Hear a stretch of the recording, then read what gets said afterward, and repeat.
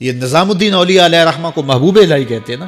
ان کا واقعہ بھی علماء نے یہ لکھا ہے، صوفیاء نے، کہ ان کے شیخ حضرت بابا فرید الدین گنج شکر رحمۃ اللہ تعالی علیہ ایک دن موج میں آ گئے اور کہا کہ نظام الدین محب بنو گے یا محبوب بنو گے. تو یہ بڑی خدمت کرتے تھے اپنی شیخ کی، تو کہا کہ محب بنو گے یا محبوب.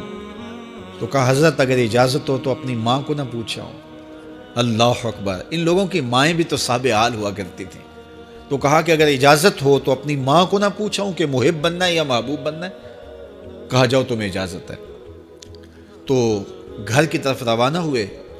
ایک آدھ دن کا سفر کیا. راستے میں ایک فقیر تھا مجذوب، جو راستے میں بیٹھا تھا، حالت اس کی عجیب سی تھی.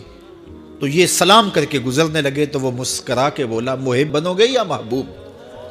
تو حیرت زدہ ہو گئے کہ اسے کیسے پتہ چل گیا، یہ تو میرے شیخ کا اور میرا راز ہے. تو رک گئے. کہا کہ حضرت اگر آپ بتا دیں تو بہت اچھا ہو.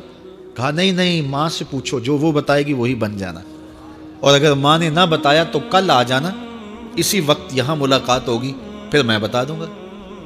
خیر چلے، رات کو پہنچے، والدہ کی خدمت پہ سلام پیش کیا، پاؤں دبائے اور کہا کہ شیخ موج میں آ گئے اور کہا محب بنو گے محبوب بنو گے. تو میں نے کہا ماں سے پوچھ لوں. تو میں اماں جی آپ سے پوچھنے آیا ہوں. راستے میں یہ واقعہ بھی ہوا.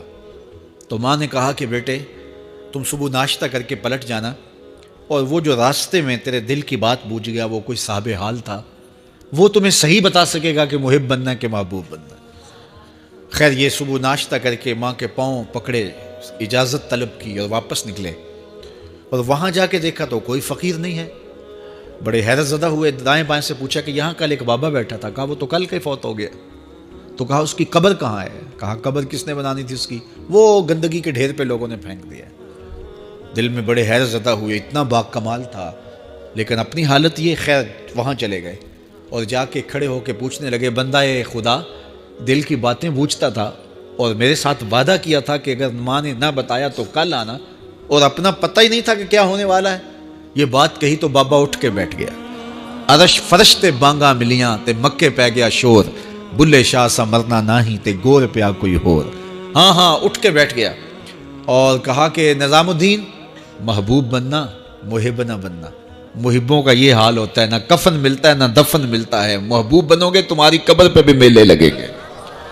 فاتبعونی یحببکم اللہ. اگر حضور کی اطاعت کرو گے، حضور کی فرما برداری کرو گے تو تم محبوب بن جاؤ گے. تو حضور کی محبت خدا کی محبوبیت کا ذریعہ ہے.